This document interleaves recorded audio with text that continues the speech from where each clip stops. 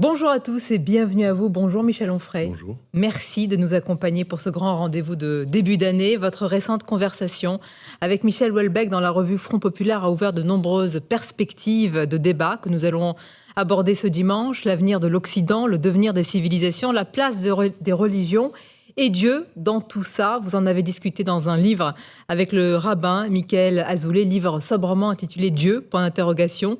Le philosophe et le rabbin, sur tous ces grands sujets. Je suis entourée de Nicolas Barret. Bonjour à vous, Nicolas. Bonjour, Sonia. Et de Mathieu Bock-Côté. Bonjour, Mathieu. Bonjour. Michel Onfray, c'est donc une conversation inédite avec Michel Houellebecq à la une d'un numéro exceptionnel de votre revue Front Populaire au mois de décembre, qui a fait aussi couler beaucoup d'encre et enflammé.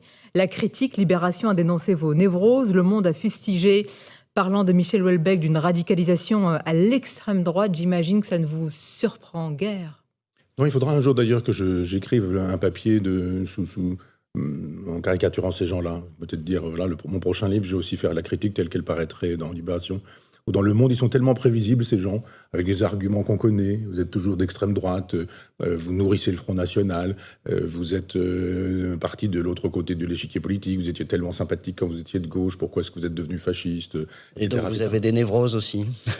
Sûrement, oui, là vous me l'apprenez parce que je ne lis pas ces choses-là. Donc on sait qu'à Libération, ils n'ont aucune névrose. Ils ont défendu la pédophilie, ils ont défendu récemment la coprophagie, le fait de manger les excréments, d'avoir des relations sexuelles avec les animaux. Mais il n'y a aucun problème. Libération sont des gens bien qui n'ont pas de névrose. Libération n'a pas de névrose, tout va bien. Le numéro est intitulé « Fin de l'Occident » avec un point d'interrogation. Il y a quand même un point d'interrogation à la une. Mais en vous lisant tous les deux, Michel Onfray et Michel Houellebecq, il est quand même possible de le retirer, ce point d'interrogation.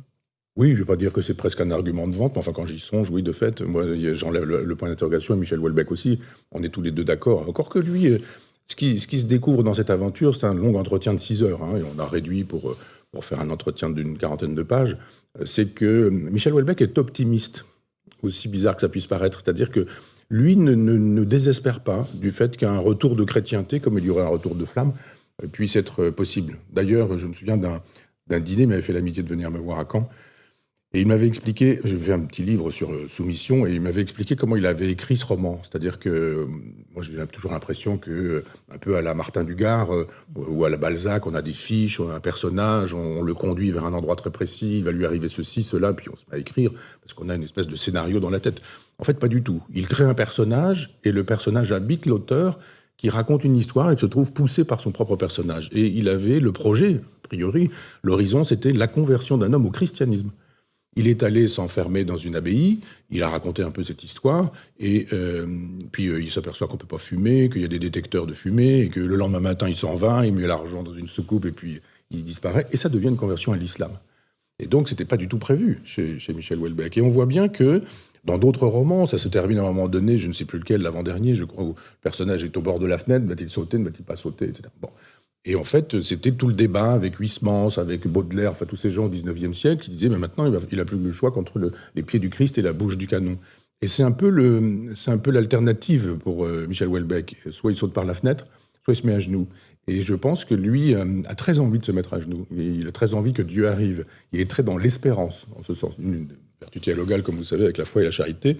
Et donc, il est dans l'espérance peut-être d'un salut personnel, mais il va au-delà de ça, et il pense également qu'un salut de la société est possible. Je vous rappelle qu'il a eu le prix Spengler, et que quand il a eu le prix Spengler, Valeurs Actuelles avait publié le discours, et que c'est ce discours qui m'a donné envie de consacrer un numéro avec mes amis à Houellebecq, à Front Populaire, parce qu'il y a un vrai discours de civilisation chez lui. Mais êtes-vous étranger vous-même, si je peux me permettre, de la tentation de la conversion? Parce que lorsqu'on vous lit, alors je me présente comme un lecteur d'Onfray, lorsque je vous lis, j'ai l'impression souvent de voir un homme qui est au seuil de la conversion, qui pourrait la désirer intellectuellement, mais qui s'en sent incapable existentiellement. Est-ce qu'on pourrait décrire quelque chose comme une tentation qui vous traverse aussi? Non, moi je suis très amateur des jansénistes. Je lis beaucoup les jansénistes et Pascal, et je crois à la grâce. Enfin, je crois que c'est la grâce qui fait le travail, c'est pas à soi. Alors je sais bien qu'il y a... On peut s'y préparer. Voilà, qu'il y a plein d'occasions chez les jésuites en face de disserter sur la grâce en disant qu'il y a des grâces nécessaires, suffisantes, qu'on peut la chercher, qu'on peut la vouloir, etc. Je n'exclus jamais rien. Je pense qu'on peut devenir tout et le contraire de tout parce que la vie est ainsi faite. Donc je n'exclus pas une conversion, mais je n'y aspire pas. C'est-à-dire, je me sens très équilibré avec Épicure, la philosophie antique, et j'ai trouvé une sagesse sans croire en Dieu, sans croire à l'au-delà. J'ai perdu des gens qui me sont chers, je l'ai beaucoup dit, et je serais très heureux de les retrouver dans un ciel hypothétique d'après la mort. Mais je n'y crois, j'y crois pas du tout. Mais vous êtes passé les anciens au christianisme, pas au christianisme, à la chrétienté. C'est-à-dire que Michel Onfray, il y a 20 ans, je ne suis pas certain qu'il aurait défendu la chrétienté, et aujourd'hui, il la défend. Vous avez absolument raison, c'est vrai. D'abord parce qu'il y a 20 ans, la société n'était pas la même. Et que quand j'écris le traité d'athéologie, on vient de sortir des attentats de New York, et qu'il faut absolument choisir à l'époque entre l'islam et d'une certaine manière le judaïsme, et je dis ou le christianisme ou le judéo-christianisme. Moi je dis mais je ne choisis rien du tout, je suis athée. Je le suis toujours. Mais j'écrivais déjà dans le traité d'athéologie que je n'avais rien contre les agenouillés, mais que j'avais contre les agenouilleurs. C'est-à-dire que moi, j'aurais aimé être moine quand j'avais 12, 13, 14 ans, mais j'avais pas la foi. C'est quand même minimum pour devenir moine. Mais d'ailleurs, la vie que je mène aujourd'hui est assez monastique. Je vis seul avec mes livres, en travaillant, avec tout est construit sur cette obsession-là. Et je pense que ce qui me gênait dans le christianisme, ce qui me gêne dans toutes les religions, c'est qu'on cherche à les imposer. L'islam ne me gêne pas si on ne veut pas m'islamiser. Je n'ai aucun problème avec les gens qui veulent porter un voile, les femmes, avec les gens qui ne veulent pas manger de porc, qui ne veulent pas boire d'alcool. Ça ne m'est absolument indifférent. Et d'ailleurs, je me battrais même éventuellement pour qu'ils puissent le faire si on le leur interdisait. Je n'aime pas les interdictions en la matière. En revanche, l'idée qu'on me dise, vous n'allez pas ceci, vous n'allez pas cela, vous allez faire ceci, vous allez faire cela, vous allez penser comme ceci, vous allez penser comme cela. Alors dans ces cas-là, je dis non. Maintenant, tout le monde le sait, avec ce qui s'est passé démographiquement, l'effondrement de la civilisation, Maastricht qui fait que les valeurs s'effondrent, disparaissent, etc. Depuis un quart de siècle, je dirais, on voit tout s'effondrer, et j'ai l'impression, j'ai raison de me poser cette question, mais d'avoir aussi contribué au nihilisme de mon côté. Parce que je pensais qu'on pouvait me proposer d'autres valeurs, des valeurs alternatives. J'ai proposé ça dans la sculpture de soi, dans Théorie du corps amoureux, dans Féeries anatomiques. Enfin, il y a tout un volet de mon travail qui est un volet de proposition éthique. Mais c'est aussi ridicule que de vouloir arrêter la tempête quand on voit un tsunami qui arrive sur le bateau en se disant l'équivalent d'un Titanic va se prendre la vague et moi j'ai quelques propositions pour que ça n'ait pas lieu. C'était très immodeste quand j'avais, 30 ans, 40 ans, de faire ces propositions en pensant que peut-être on pouvait amener cette pierre à l'édifice. Je crois maintenant que c'est plus possible, qu'on ne peut pas faire autre chose que, pour le coup, vous avez bien raison de parler de la chrétienté. Je dirais que défendre la chrétienté, ce qui n'est pas défendre le christianisme, et je pense qu'il y a des valeurs dans la chrétienté, à quoi j'ajoute la civilisation des Lumières, la civilisation qui a suivi, y compris la laïcité, enfin toutes ces choses-là. Et de fait, aujourd'hui, je défends une chrétienté que je n'aurais probablement pas défendue il y a 30 ans. Vous défendez aussi le sens du sacrifice, mais qui peut-être n'existe plus. Vous écrivez, Michel Onfray, les hommes préfèrent vivre soumis plutôt que mourir libres et triomphants. Est-ce que c'est propre à l'Occident ? C'est assez une nature humaine, je dirais. Mais c'est propre à l'Occident parce que nous n'avons plus l'occasion de mobiliser des transcendances. C'est-à-dire, il y a une époque où on pouvait mobiliser la transcendance chez quelqu'un et d'un seul coup, il se trouvait tonifié par cette proposition qu'on pouvait lui faire. Je songe par exemple aux gens qui, dès le 18 juin 40, entrent en résistance. Je ne parle pas des communistes qui attendent Barbarossa, la fin du pacte germano-soviétique, mais je veux dire juste des gamins qui prennent le bateau à l'île de Sein pour aller retrouver le général de Gaulle. Ils ont 19 ans, ils ont 20 ans, et ils sont mobilisés par une espèce de passion de la transcendance. Je ne sais pas si nous pourrions aujourd'hui remobiliser une transcendance, je n'en sais rien. Je ne sais pas si... dans l'hypothèse d'une Ukraine envahie par la Russie, mais en France, une France envahie par je ne sais quel pays, on aurait la possibilité d'invoquer quelque transcendance que ce soit pour que d'un seul coup, des jeunes puissent dire « on y va, on va se mobiliser ». Ça a un sens. Moi, je défends la nation, je défends les peuples souverains, je défends le souverainisme, je défends les drapeaux, et je trouve formidable qu'on puisse le faire avec l'Ukraine. Formidable, le drapeau ukrainien, l'hymne ukrainien, la milice ukrainienne, les militaires ukrainiens, etc., etc. Puis on entend BHL, etc., tous les gens qui sont des contempteurs de la nation. D'un seul coup, quand il s'agit de l'Ukraine, il faudrait défendre. Moi, je défends ça pour l'Ukraine, mais pour les autres pays, et surtout pour la France. Mais vous ne pensez pas qu'en France, les générations les plus jeunes se mobiliseraient pour ça, pour défendre la patrie ? Pas du tout. Pour quelle raison ? Qu'est-ce qui vous fait dire que, par rapport à la génération de quand vous aviez 30 ans, cette génération-là se serait mobilisée et pas celle qui a 30 ans aujourd'hui ? Parce que dans des choses élémentaires, le premier degré de l'éthique ou de la politique, qui consiste par exemple à se comporter correctement dans un wagon de chemin de fer, vous avez des gens qui montrent qu'ils ne sont que dans le narcissisme, dans la réponse au téléphone, on s'impose, on ne dit pas bonjour, on ne dit pas au revoir, on secoue les gens, on pousse, on est le premier, on fonce, on est dans une espèce de brutalité personnelle et narcissique. Et il faut quand même un goût d'autrui, un goût de la communauté. pour ces choses-là. Il n'y a plus de goût de la communauté. On est dans une espèce d'autisme généralisé. Moi, j'ai l'âge qui me permet d'avoir voyagé en train il y a très longtemps avec des gens qui tous lisaient un livre ou un journal ou une revue. Aujourd'hui, quand je regarde ce qui se passe dans le wagon, les livres sont rares. En revanche, tout le monde est sur son téléphone. J'ai 2 heures de train entre la Normandie et Paris. Il y a des gens qui passent 2 heures sur leur téléphone sans lever le nez.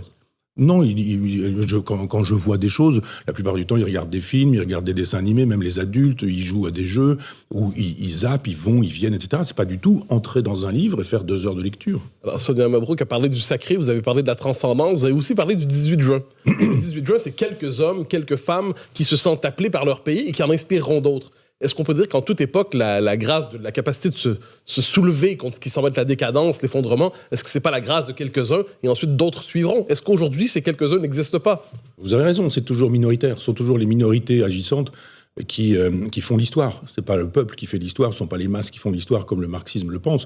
Ce sont quelques-uns et puis les autres suivent éventuellement. C'est un pari.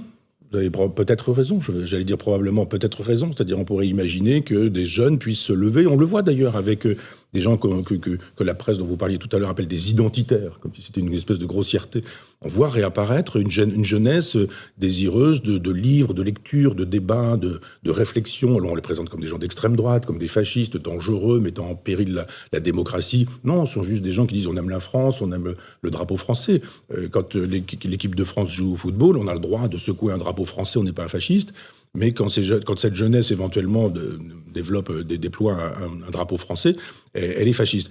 C'est pas impossible que cette jeunesse-là soit capable, on va faire de la fiction, mais en cas d'invasion, vous avez vu, on le sait, on a quoi, 3 ou 4 jours pour tenir le coup s'il y a une invasion militaire en France, il se passe quoi dans les 8 jours, quoi, et le mois suivant.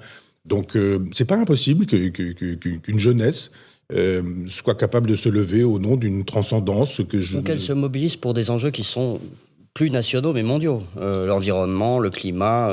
Oui, mais alors ça, vous savez, je suis pas sûr que les disciples de Greta Thunberg soient capables de descendre dans la rue pour y mettre leur peau et mettre leur vie en danger. C'est une espèce de petit narcissisme personnel, égocentré. Enfin, il faut sauver la planète en évitant les dosettes en fer blanc ou je sais pas quoi. Enfin, c'est quand même assez limité cette façon de vouloir sauver une planète dont ils prétendent connaître les rouages alors qu'ils sont incapables de tenir un discours sur le climat depuis l'an 1000, par exemple, ou même le climat depuis que la planète existe.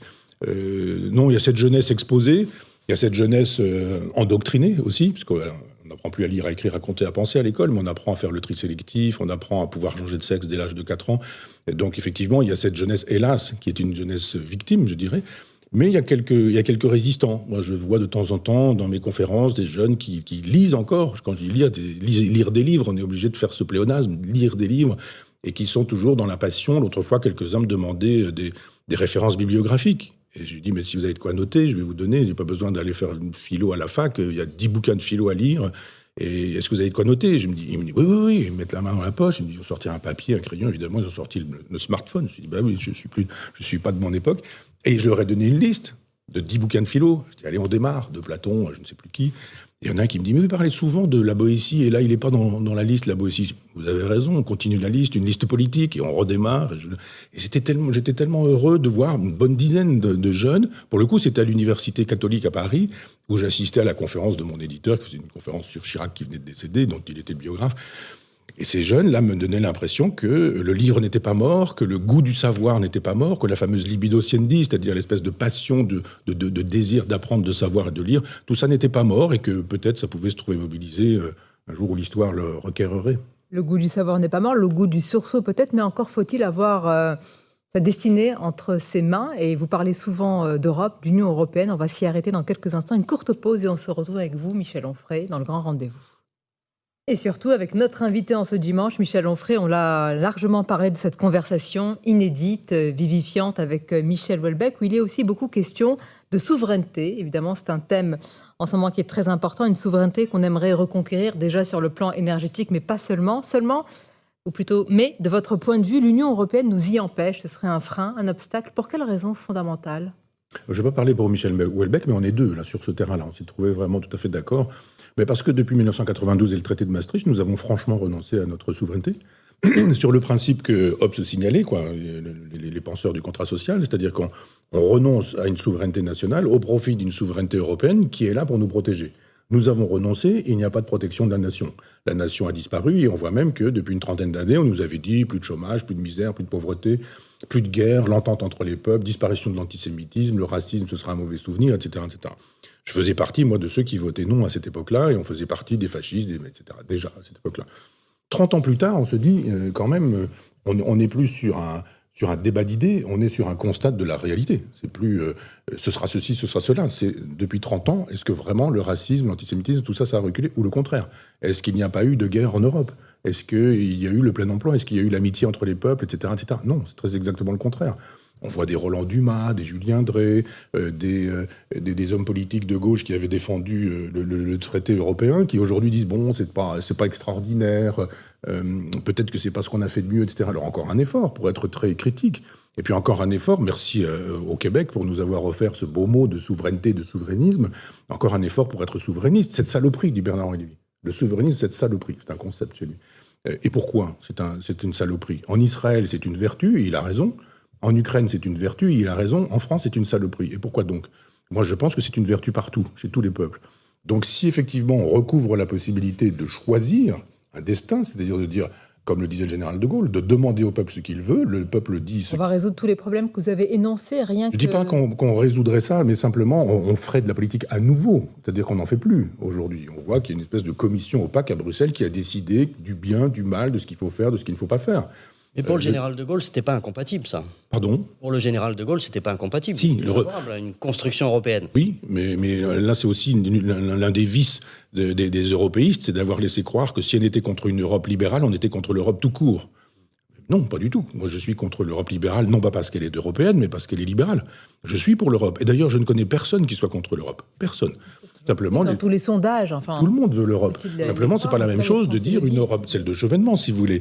Et quand jadis, ce Chevènement n'était pas rallié à Macron, mais je veux dire, celle de Chevènement qui était une Europe des nations, qui était celle du général de Gaulle, qui nous disait on garde les nations, et bien sûr qu'on va pas faire une fusée tout seul, un avion supersonique tout seul, ou éventuellement des armements... La différence entre souveraineté et autonomie. On veut une autonomie sur... la production de médicaments, sur la recherche, sur l'énergie, on en parlait. Non, le souverainisme, c'est la souveraineté, c'est autre chose. Non, le souverainisme alimentaire, c'est de dire nous ne dépendons que de nous pour ceux dont nous pouvons dépendre, évidemment. On ne va pas se mettre à vouloir fabriquer du cacao en France, encore que on a la Martinique qui nous le rendrait possible, la Guadeloupe aussi, et la Guyane. Enfin, on aurait des possibilités d'avoir de véritables autonomies. Mais quand on donne aux autres le pouvoir sur soi-même, regardez avec l'énergie, ce qu'on a offert comme cadeau à l'Allemagne, ce qui est quand même assez sidérant. C'est-à-dire qu'on se fait Fessenheim, on leur fait plaisir. On leur dit c'est chez nous, mais comme c'est presque chez vous, finalement c'est presque chez vous. Donc Michel Onfray, si on va plus loin, pour quelle raison? Parce qu'en faisant cela, on ne défend pas nos intérêts. Non, mais on défend l'intérêt du... Oui. Non, parce qu'on défend les intérêts du mondialisme, de l'européanisation d'une Europe qui deviendra une espèce de courroie de transmission des États-Unis, et on détruit et on dissout les nations. C'est un projet. C'est le projet des libéraux, de droite et de gauche, j'entends bien. C'est-à-dire que moi, je ne fais pas de différence entre Mitterrand 83, le Chirac qui suivra, le Sarkozy, le Hollande, le Macron, etc., qui défendent exactement la même chose. Pourtant, du côté des Américains, c'est America First. Est-ce qu'ils regardent vraiment du côté de l'Union européenne en se disant nos intérêts sont d'abord là-bas? Ils préfèrent une Europe américaine plutôt qu'une Europe européenne. Et comme l'Europe européenne, c'est une Europe allemande et que l'allemande aujourd'hui se tourne vers les États-Unis, la chose est clairement entendue. Quand il s'agit de choisir des avions, où vont les Polonais, où vont les Allemands, et ils s'en vont pas voir du côté de la France. Donc les gens qui prétendent que l'Europe est l'horizon indépassable font une Europe à leurs mains. Dans ces cas-là, ils sont européens ou européistes. Mais quand ça ne marche plus pour eux, alors l'Europe, ils n'en ont plus rien à faire. Et pour le coup, quand ils se tournent vers un nouveau partenaire, ils se tournent vers les États-Unis, comme par hasard. Mais il y a deux choses là-dedans, je peux me permettre. C'est-à-dire, quand on pense aux Polonais, par exemple, on peut comprendre à la lumière de leur histoire qu'ils se retournent vers les Américains en disant « protégez-nous ». On se fie davantage à la puissance américaine qu'à la France ou à l'Allemagne ou à la Grande-Bretagne si on a les Russes comme voisins. C'est dans l'intérêt européen des Polonais, par exemple, de regarder vers l'Amérique, non ? Oui, parce que l'Europe n'a pas été assez grande et n'a pas été assez protectrice. On aurait très bien pu. Moi, je suis gaulien sur ce sujet, comme sur beaucoup d'autres. Il aurait fallu faire une Europe de l'Atlantique jusqu'à l'Oural. Et cette Europe de l'Atlantique à l'Oural, elle a été faisable à un moment donné, et on n'en a pas beaucoup parlé quand il est décédé. C'était avec Gorbatchev. Gorbatchev est décédé, donc on est passé un peu rapidement là-dessus. Or, il s'est joué des choses essentielles. Quand Gorbatchev a dit on essaie de garder ce qui est susceptible d'être gardé dans le régime soviétique, mais en même temps on libéralise, glasnost, perestroïka, etc., qu'on dit les Européens, pas du tout. Pas du tout, on veut pas de ça. On n'a pas du tout envie de cette Union soviétique ou de cette Russie nouvelle. Souvenez-vous, à un moment donné, il y a un coup d'État contre Gorbatchev. Et je me souviens de Mitterrand mettant la main dans sa poche, patelin, en sortant une lettre en disant « Mais les putschistes m'ont écrit, ils ne feront pas de mal à monsieur Gorbatchev. » Je dis « Mais ça veut dire quoi ?» Et ça veut dire qu'il fallait non pas défendre Gorbatchev, mais qu'il fallait défendre les putschistes communistes, parce que c'était bien d'avoir une Russie communiste, c'était chacun dans son coin, etc. On aurait dit à cette époque-là, oui, bien sûr, on va vous aider. Et cette Europe de l'Atlantique à l'Oural, on va faire de telle sorte qu'elle soit faisable avec vous. Et nous allons vous soutenir. On a tué Gorbatchev. Alors évidemment, comme on a tué la Russie, les Russes n'aimaient pas Gorbatchev. Ils ont commencé à avoir des pénuries alimentaires, ils ont commencé à avoir... C'est un peu tué tout seul aussi, oui. Non, il n'a pas été soutenu par l'Europe, son peuple ne l'a pas soutenu. Et j'ai vu, moi, une émission là, sur la fin de son existence, il était devenu... podagre, il faisait peine à voir, quoi. Cet homme qui a quand même changé la face du monde, personne ne l'a aidé, même à la fin. C'est indigne la façon qu'on a eu de se comporter à l'endroit de Mikhail Gorbatchev. Et on avait la possibilité de faire cette Europe, on ne l'a pas faite. Pour quelle raison? On voulait faire l'Europe d'Eltsine, l'Europe du fric, de l'argent, du marché, du business, de ce qu'on appelle en philosophie la réification, c'est-à-dire la transformation de tout en chose. C'est ce que veut l'Europe, réification. Car tout s'achète, tout se vend. Les utérus, les spermatozoïdes, les ovocytes, ça se vend tout ça. Les enfants, ça se vend, il n'y a aucun problème. Vous dites, ça vous coûte combien un enfant? 30 000 €. Voilà. Ça, pour vous, c'est spécifiquement européen, c'est pas simplement la modernité américaine. C'est libéral, c'est américain, c'est libéral, et c'est l'Europe libérale qui trouve ça formidable. Vous le savez, Mathieu, mais je veux dire que le pays qui produisait le plus de gestation pour autrui, de vente d'enfants, disons-le comme ça, c'était, avant la guerre, c'était l'Ukraine. C'était là-bas qu'on faisait le plus d'enfants que l'Occident pouvait aller s'acheter ou s'offrir. Aujourd'hui, on dit que l'Ukraine donne une leçon de souveraineté et d'indépendance nationale. Ah, ce qui est vrai, mais ça a changé. C'est pas contradictoire. Non, ça a changé. Je veux dire qu'il ne vous aura pas échappé qu'avant le 24 février, c'était pas exactement la même chose. D'accord, donc l'histoire a fait que... Zelensky, à l'époque, était un oligarque qui avait mis de l'argent de côté et qui faisait partie de ces oligarques au même titre que les oligarques soviétiques, russes, tout le monde le sait. Tout le monde le savait. Et d'un seul coup, il est devenu un grand chef d'État. Et je crois à la rédemption, pour le coup. Il peut toujours avoir de l'argent caché dans les paradis fiscaux. Il n'empêche qu'il se comporte comme un chef d'État qui porte sa nation, qui porte son peuple, et que c'est très bien. Je trouve que c'est toujours très bien pour tous les pays d'avoir quelqu'un qui dit « ma nation d'abord, mon peuple d'abord ». Après, il a de l'argent caché dans des coins, etc., avec des fortunes faites de manière pas très élégante. Mais donc, on voit bien d'où il vient de loin, et là où il est, c'est plutôt pas mal. Donc le trajet est plutôt intéressant. On va continuer à en parler en marquant une courte pause, Michel Onfray. On va revenir sur votre regard sur l'état de la France, toujours en tirant le fil de cette conversation avec Michel Houellebecq. Vous partagez le même constat, mais avec une différence quand même importante. Michel Houellebecq et Michel Onfray, conversation inédite avec notre invité, Michel Onfray, ce dimanche. Et la question vous est posée, Michel Onfray, par Mathieu Bock-Côté. Alors, dans votre conversation avec Michel Houellebecq, vous soulignez une différence avec lui, en affirmant que, selon Houellebecq, la guerre civile est à venir, alors que pour vous, elle serait déjà là, mais à bas bruit. Quelle est la différence de fond ? Peut-être une définition de la guerre civile. Je pense que on peut. Enfin, je ne vais pas parler pour Michel Houellebecq, mais je pense qu'il l'imagine un peu comme dans Soumission, c'est-à-dire que il y a des barrages dans les rues, on ne peut plus circuler, il y a des voitures incendiées, il y a des prises du pouvoir de manière un peu violente, la guérilla qui s'installe, etc., etc. Ça peut être ça chez Michel Houellebecq. Mais moi, je pense que tout ce qui se passe dans ce qu'on appelle les territoires perdus de la République, c'est déjà la guerre civile. Il y a des endroits, tout le monde a vu Bac Nord, mais il y a des endroits, même si c'est un film de fiction, il n'empêche que c'est inspiré de la réalité, il y a des endroits où on ne peut plus pénétrer, où la police, ou les pompiers, ou les gendarmes, ou les médecins ne peuvent plus pénétrer. Si on n'y va pas et qu'on laisse faire, tout se passe bien. C'est-à-dire il n'y a pas de guerre civile à haut bruit, mais elle est à bas bruit, simplement parce qu'on couche les pouces. Parce qu'on n'y va pas et qu'on laisse les trafics se faire, parce qu'on ferme les yeux, parce que des gamins sont interpellés, le lendemain ils sont mis, ou même éventuellement l'après-midi, ils sont lâchés ou ils sont libérés, parce que parfois quand ils sont condamnés, ils ne font pas leur peine, parce que, etc., etc. On le sait bien, qu'il y a une espèce de justice à deux vitesses, le fameux justice au-deçà des Pyrénées, etc., quoi. Erreur au-deçà et en-delà, etc. Donc on se dit, c'est déjà là, la guerre civile. Il y a des endroits où vous ne pouvez pas aller.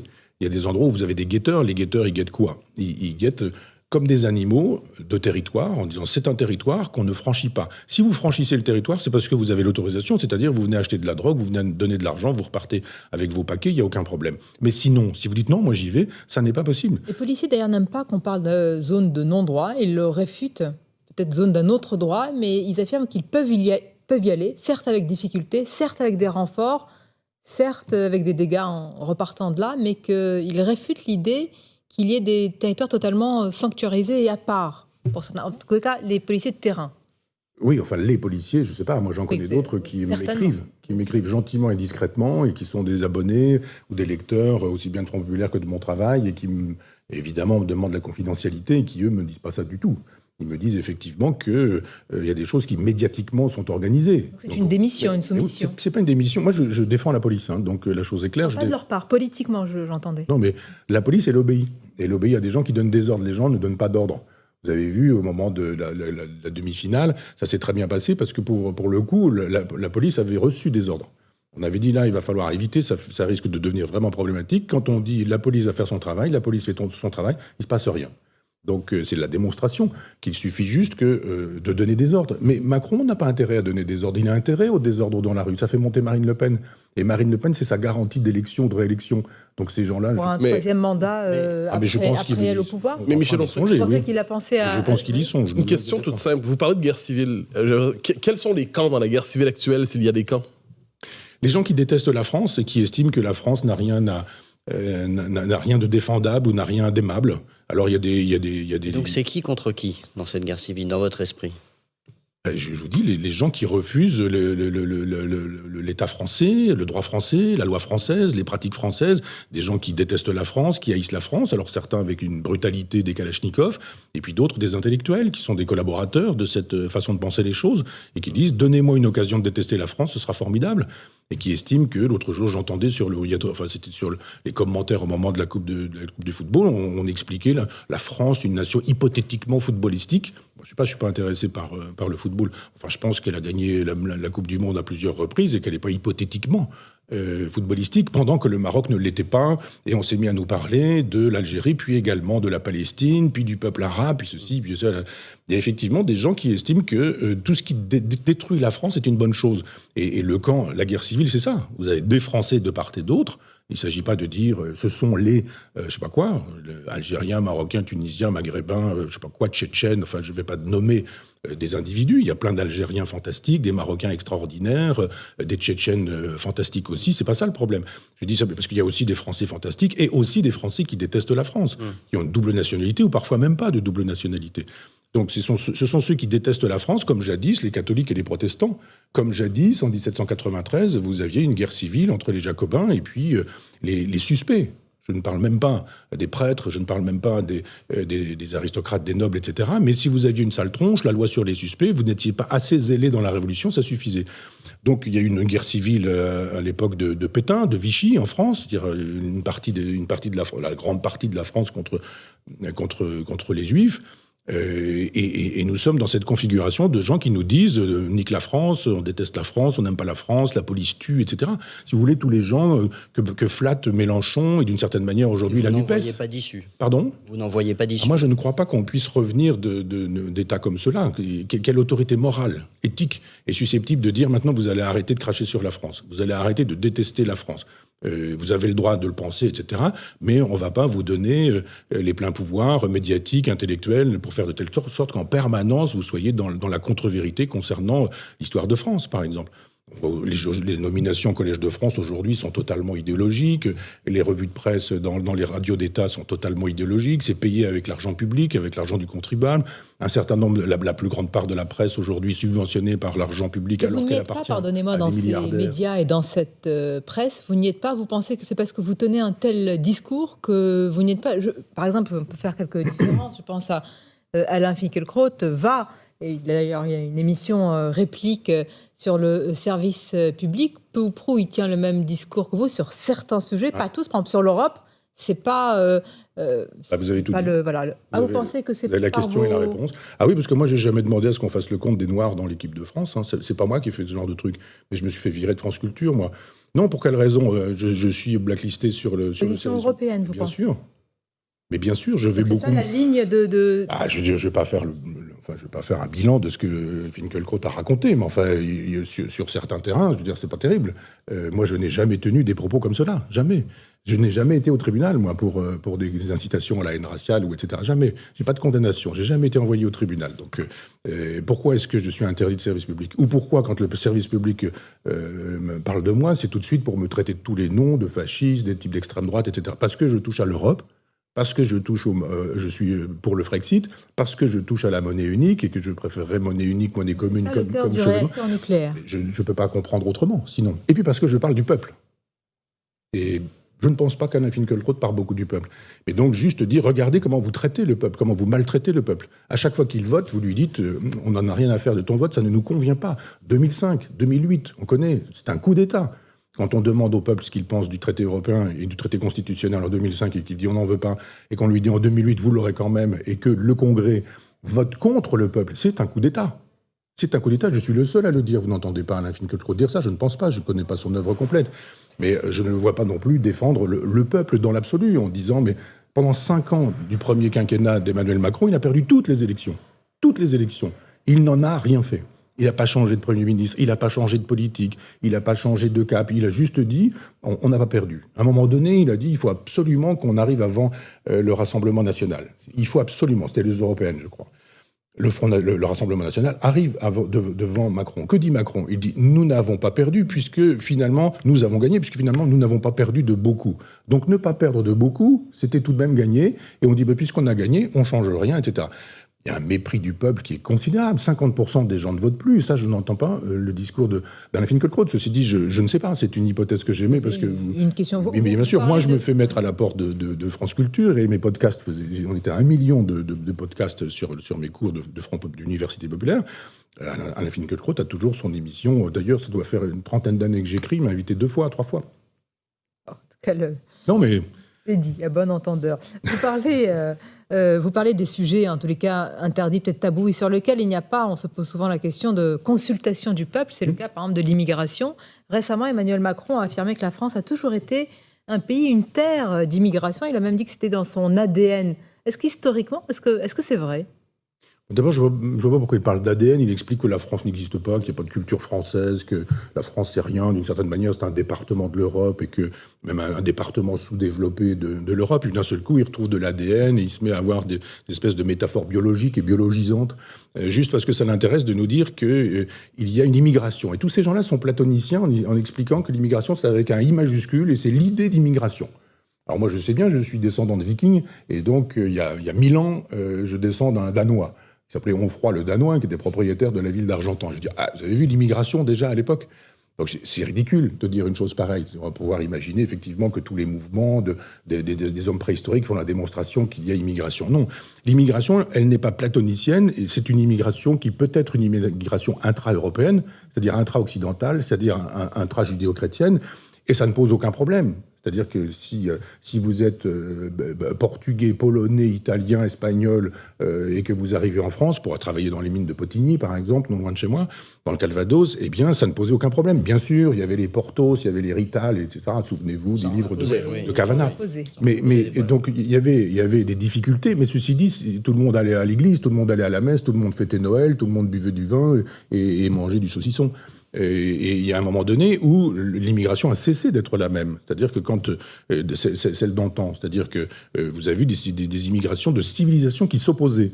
Quand les civilisations peuvent juxtaposer, on voit bien d'ailleurs qu'il n'y a aucun problème avec les Asiatiques en France, qu'il n'y a pas de problème il n'y a pas de désir chez les Chinois, chez les Japonais, chez les Thaïlandais, chez les Vietnamiens, d'imposer une civilisation en disant la vôtre est mauvaise, on la déteste, vous êtes des salauds, vous nous avez colonisés, etc., etc. Mais on a effectivement, avec une immigration nord-africaine, quelques-uns, une minorité, mais quelques-uns qui nous disent on vous déteste, on ne vous aime pas. Une civilisation qui va en détruire une autre. Et si, bien sûr que si, ce sont des histoires de civilisation. Mais il n'y a pas un projet conscient de destruction d'une civilisation par une autre. Je ne dis pas que je ne sais pas s'il y a des projets conscients, je constate simplement qu'il y a des mouvements démographiques et que dans les mouvements démographiques, il y a eu jadis des populations qui arrivaient d'Afrique du Nord et qui disaient on aime tellement la France, on veut être français. D'ailleurs, tu ne vas pas parler la langue du pays de tes parents et de tes grands-parents, tu vas apprendre le français, puis tu vas devenir français, française, tu vas décrocher un diplôme, tu vas travailler, tu vas trouver ça formidable. C'était formidable. Et juste aujourd'hui, un communautarisme qui fait la loi, parce que l'esprit républicain d'intégration, d'assimilation, comme on voudra, a disparu, et qu'évidemment, ce sont des civilisations qui se font face. Mais Michel Onfray, j'aimerais faire un lien entre deux de vos réflexions. Vous parlez d'un côté, vous parlez du Collège de France et de son caractère très idéologique aujourd'hui, et les réflexions sur l'immigration. On nous dit que globalement, l'immigration massive n'existe pas, et par ailleurs, c'est une chose formidable. Est-ce qu'il n'y a pas aujourd'hui une forme de lysenkisme qui ne dit pas son nom dans l'université lorsque vient le temps de parler de l'existence des sexes, la théorie du genre, l'immigration? Est-ce qu'il y a un lysenkisme nouveau adapté à notre temps? Complètement, vous avez raison. C'est-à-dire, on nous dit qu'il n'y a pas de race, mais il y a du racisme. Vous faites comment pour parler de racisme, c'est-à-dire discrimination entre les races, s'il n'y a pas de racisme? On vous dit il n'y a pas d'homme, il n'y a pas de femme, il faut être féministe. Mais féministe, ça renvoie à femme. Femme, ça veut dire quoi? Alors, les trans nous disent « Ah non, non, ça compte pour rien, etc. » Mais quand vous êtes trans, vous êtes un homme qui veut devenir une femme. Vous êtes une femme qui veut devenir un homme. Et quand vous faites votre transition, c'est une transition physiologique. Il suffit pas de dire, vous allez lire 10 heures par jour Michel Foucault, et votre transition sexuelle va se faire automatiquement. Ce sont des hormones, ce sont des opérations, c'est une chirurgie lourde. C'est-à-dire qu'on renvoie à l'anatomie. C'est-à-dire qu'on renvoie à un destin anatomique. Donc il y a un moment donné où on peut dire tout et n'importe quoi. La France n'existe pas, mais il faut détester ce qui est français, ce qui est des histoires de France, etc. Enfin, c'est ce que nous dit Macron, sous-entendu. La France n'existe pas, mais la France est coupable de génocide, par exemple, en Algérie. On se dit, ah bon, alors on pensait que ça n'existait pas. La culture française n'existe pas, mais en même temps, il y a des cultures en France. On dit, ah bon, c'est quoi les cultures en France? C'est quoi la différence, etc., etc.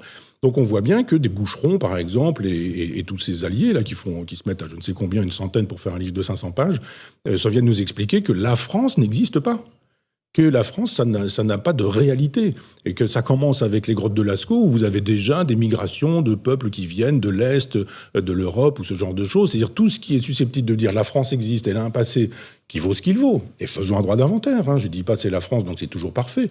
Mais on nous dit, ah non, c'est pas la France. La France, ça n'est que des mauvaises choses. Jamais rien d'intéressant. Mais pourquoi la civilisation judéo-chrétienne ou la civilisation occidentale est-elle un modèle sur la planète entière? Même les gens qui détestent notre civilisation adorent nos produits. Ils adorent, ils utilisent les avions, qui ne sont pas des inventions extra-européennes ou extra-occidentales, les sous-marins, les télévisions, les smartphones, enfin toutes les inventions techniques du siècle ou des 2 siècles derniers. Donc il y a un moment donné où on a le droit de ne pas aimer, mais il faut que ce soit fondé. Et on dit pourquoi on n'aime pas. Mais c'est systématique, c'est-à-dire qu'il y a une espèce de jubilation à la détestation de la France qui fait que c'est assez difficile de maintenir une civilisation, une culture, quand au sommet, vous avez des élites qui vous disent tout ça n'existe pas et tout ça est détestable. Donc s'il n'y a pas de race, il n'y a pas de racisme. S'il n'y a pas de femmes, il n'y a pas de féminisme. S'il n'y a pas de culture, alors il n'y a pas de culture studis ou ce genre de choses. Il y a un moment donné où il faut assumer. Mais en même temps, ce sont des minorités agissantes, mais si vous parlez à des gens de bon sens, tout le monde rigole de tout ça. Alors vous n'allez pas rigoler si vous êtes exposé comme moi, parce que d'un seul coup, vous avez une espèce de mort intellectuelle ou de mort sociale, mais pas partout, je suis avec vous, mais parce que on va vous traiter dans les journaux, dont c'est le métier, de fascistes, de type d'extrême droite, juste quand vous êtes en train de donner des formulations de bon sens. Vous dites, expliquez-moi, la race n'existe pas, qu'est-ce que le racisme ? Le bon sens. Une discrimination sur la race. Le bon sens, est-ce qu'il y en aura encore quand il y aura l'intelligence artificielle poussée jusqu'au bout? Justement, on va marquer une courte pause, Michel Onfray, et vous demander si le transhumanisme, parce que vous parlez beaucoup de cette civilisation à venir transhumaniste, est-elle un progrès ou une barbarie? Une courte pause et on se retrouve. Et ce dimanche, nous le passons, vous qui nous regardez ou qui nous écoutez, avec Michel Onfray. Vous estimez que nous vivons une période de tuilage, dites-vous, entre le judéo-christianisme et le transhumanisme. Est-ce que c'est donc la côte ouest des États-Unis qui fait la loi désormais ou qui pourrait le faire? Oui.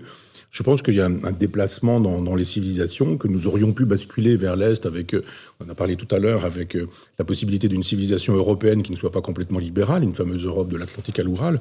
Nous aurions pu fabriquer encore un peu de temps pour cette Europe et la civilisation européenne. Mais bon, ça s'est effondré, c'est terminé, on est vassalisé. Je rappelle que l'opération Overlord, le 6 juin 1944, ça veut dire vassalisation, hein, ça veut dire suzerain, suzeraineté, etc. Les Américains font savoir clairement qu'ils viennent pour vassaliser. Et ça n'a pas marché avec le général de Gaulle, mais une fois que le général de Gaulle est parti, la vassalisation s'est allée plein pot. Et aujourd'hui, c'est formidable. Et donc je crois que les États-Unis imposent une vision du monde et que c'est du côté de la côte ouest des États-Unis que l'avenir de l'Occident se passe. Je pense que l'Europe c'est terminé, mais qu'il y a un déplacement de l'Est vers l'Ouest, et même aux États-Unis, non pas la côte Est, c'est-à-dire les New York avec une espèce de tradition un peu européenne, etc., mais on s'en va vraiment complètement côté Ouest, et là, pour le coup, tous les gens des GAFAM, tous les Elon Musk, Zuckerberg, etc., tous ces gens qui... Moi, je suis passé en voiture, donc je dis, Google, c'est là, c'est visible physiquement.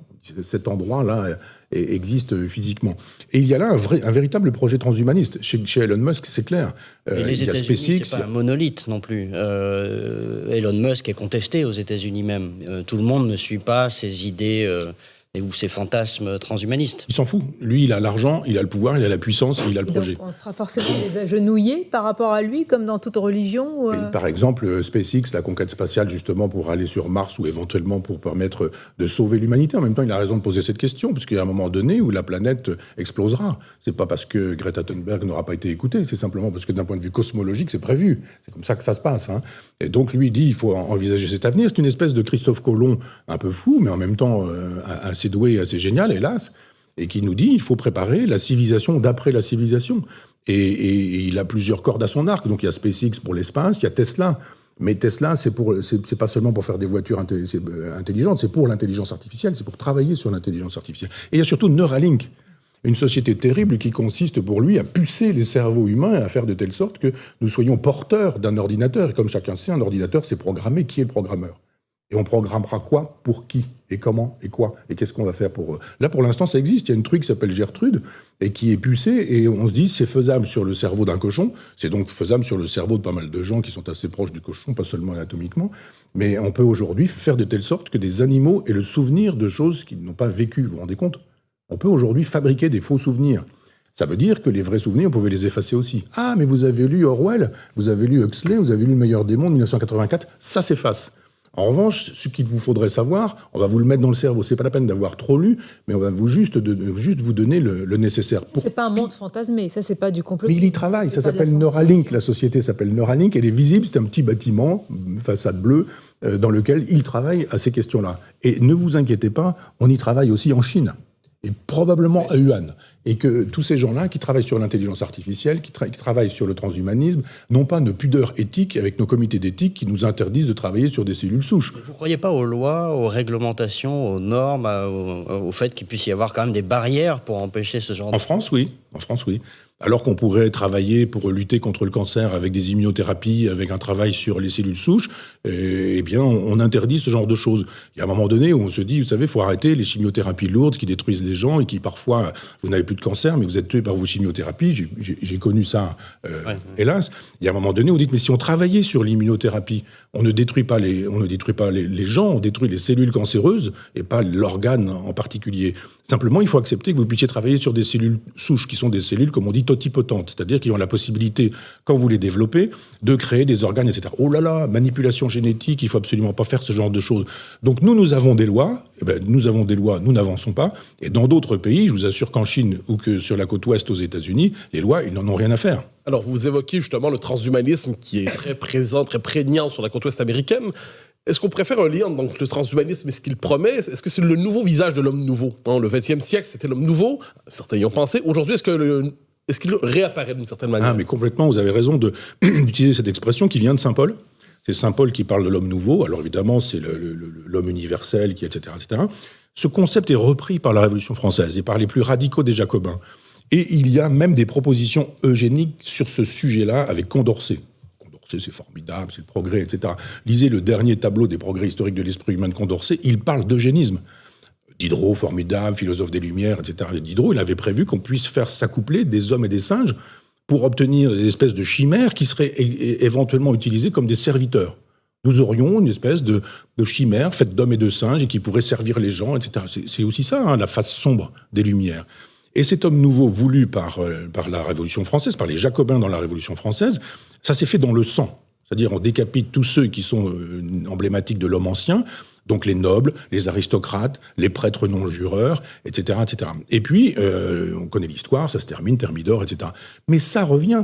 L'homme nouveau, il est reparti où ? Chez les fascistes. Les fascistes voulaient un homme nouveau. Le communisme voulait un homme nouveau d'abord, puis ensuite les fascistes qui répondent aux communistes, puis ensuite les nazis qui veulent aussi un homme nouveau. Et on vient de voir avec Sandrine Rousseau récemment qu'elle nous parlait d'un homme déconstruit, et qu'elle adore l'homme déconstruit. Qu'est-ce que l'homme déconstruit si ce n'est le préalable à un homme nouveau ? On voit réapparaître, alors je ne dis pas qu'elle est nazie, je ne dis pas qu'elle est fasciste, entendons-nous bien. Je dis simplement que le vieux fantasme de l'homme nouveau réapparaît avec cette idée qu'il faudrait aujourd'hui détruire le mâle blanc, hétérosexuel, nanana, etc. Détruisons l'homme ancien, il n'y a pas de nature humaine, et fabriquons un homme nouveau, et cet homme nouveau, il est déconstruit. Il est, comme le disait Elisabeth Badinter, qu'on ne lit pas assez, c'est-à-dire c'est une espèce de figure charismatique, mais on oublie qu'elle a écrit l'un et l'autre, qu'elle a écrit XY, et qu'elle nous disait à l'époque, il y a une guerre des sexes, plutôt qu'à d'abolir la guerre, abolissons les sexes. Elle nous disait qu'il fallait faire un androgyna, et qu'avec l'androgyna, nous n'aurions plus de guerre des sexes. Ça y est, l'androgyna est parfait. Est-ce que c'est ce qu'on veut aujourd'hui ? C'est-à-dire des adultes qui se comportent comme des enfants qui se comportent comme des adultes, ou des hommes qui se féminisent, des femmes qui se masculinisent en disant « j'ai plus de genre, c'est fluide, etc. » Moi, je veux bien que ce soit des choix individuels. Je n'ai rien contre les choix individuels, transsexuels, etc. Mais j'ai contre le fait que ce soit des choix sociétaux. Ce serait une forme de nouveau prosélytisme pour imposer cet homme nouveau. Mais pourquoi est-ce que l'homme, là, l'individualité, se laisserait faire, parce qu'on a parlé beaucoup de spiritualité tout à l'heure, de transcendance, voire de sacré. Pourquoi est-ce que cet homme voudrait se voir vidé de toute substance et accepterait de le faire, et même s'agenouillerait en remerciant? Parce qu'il n'a pas envie, en lisant Libération, de se faire traiter de nazi, en lisant Le Monde, de se faire traiter de fasciste, en écoutant France Inter, de se faire traiter de conservateur, rétrograde, réactionnaire, etc., etc. Donc il y a une espèce d'intimidation. Vous allez dire, moi je vais avoir droit à des tombereaux d'insultes avec ce que je raconte, et alors, rien à faire. Donc il y a des gens qui disent, moi j'ai pas envie. J'ai pas envie qu'on me traite de tous les noms, qu'on me maltraite, et de voir que sur les réseaux sociaux, on appelle à ceci, à cela, etc., à me violer, à me pendre, à me tuer, à me massacrer, à me torturer, etc. Et il faut un peu de courage, juste dire, je dis ce que je pense, et il est normal que vous ne m'aimiez pas, pour ceux qui ne m'aiment pas. Ça me vaut aussi l'affection d'un certain nombre d'autres personnes. Et donc, des gens qui disent « mais moi, je crois à la vérité, mais finalement, je suis prêt à y aller malgré le coup », il n'y en a pas beaucoup. Il y a plein de gens qui me disent « c'est drôlement bien ce que vous faites, hein, mais vraiment, heureusement que vous êtes là, etc. » Et je dis « alors vous faites quoi? Vous êtes quoi ?» etc. Par curiosité, hein, pas par... Et là, je découvre des gens qui se cachent. Ils disent « mais moi, dans mon métier, je peux pas dire. » Je dis « Front Populaire, parce que sinon... » L'autre fois, un type qui bossait dans le cinéma.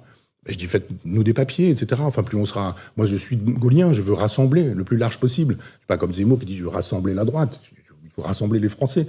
Mais venez avec nous. Je veux bien, mais c'est pas possible. Sinon, je n'aurai plus de subventions. Et puis, je serai plus jamais programmé. Et je ne pourrai plus jamais faire un film. Et j'ai des acteurs, etc. J'ai des acteurs qui me disent des choses aussi. Ils disent, alors, mais on ne trouvera plus de boulot. C'est la mort sociale, on va se mettre au chômage, etc. Je comprends.